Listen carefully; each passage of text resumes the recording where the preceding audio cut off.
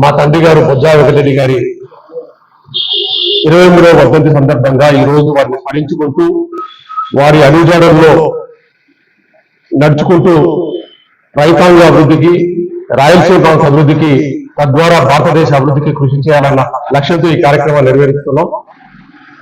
మా తండ్రి గారు చనిపోయిన తర్వాత బొజ్జా వెంకటరెడ్డి అగ్రికల్చర్ ఫౌండేషన్ కూడా ఏర్పాటు చేసి దాని ద్వారా కూడా అనేక సేవా కార్యక్రమాలు చేపట్టడం జరిగింది. గ్రామీణ విద్య గురించి, అదేవిధంగా గ్రామీణ భారతంలో వ్యవసాయ రంగానికి సంబంధించిన సాంకేతిక నిపుణత గురించి, లేదా వారికి రైతులకు కావాల్సిన అడ్వైజరీ విషయాల్లో కూడా, అంటే ప్రభుత్వం నుండి కావాల్సిన అవసరాల గురించి కూడా ఎప్పటికప్పుడు ప్రభుత్వానికి తెలియజేసే కార్యక్రమాలు కూడా మేము చేపడుతున్నాం.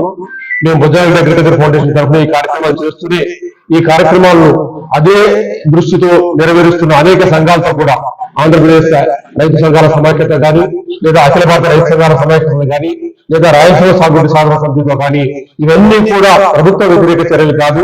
ప్రజల యొక్క ఆశయాల కోసం, వాళ్ళ అభివృద్ధి కోసం, లేదా గ్రామీణ భారత అభివృద్ధి కోసం జరిగే కార్యక్రమాలు మేము నిరంతరం చేసుకుంటూ పోతున్నాం.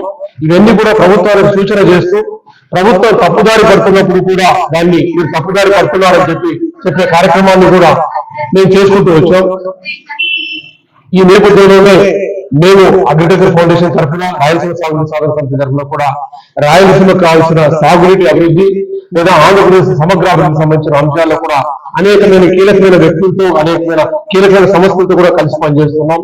ఆ దిశగా ప్రభుత్వం మీద ఒత్తిడి పెంచే కార్యక్రమాలు చేసుకుంటూనే ప్రజా సంక్షేమం కోసం పనిచేస్తున్న కార్యక్రమంలో బొజ్జా వెంకటరెడ్డి గారిని స్మరించుకుంటూ వారి అడుగుజాడల్లో నడుస్తామని చెప్పి తెలియజేసుకుంటూ ఈ కార్యక్రమాన్ని నిర్వహిస్తున్నాం.